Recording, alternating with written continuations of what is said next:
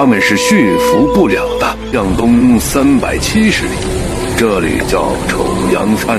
这山的南面储藏着许多赤金矿，北面是大量的白金矿。听，这个像唱歌的声音，并不是美人鱼，这是鹿鼠的声音。这是一头公的，这是母的。人们把它的皮毛比作福延子孙的象征，但它们是驯服不了的。这山中还有一条奇特的河，河里生长着很多脑袋像鸟、尾巴似蛇、黑背的玄龟。没错，这伐木一样的声音是它在叫。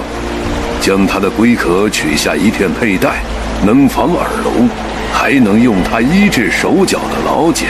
我们跟着这只玄龟，再顺着河向东游，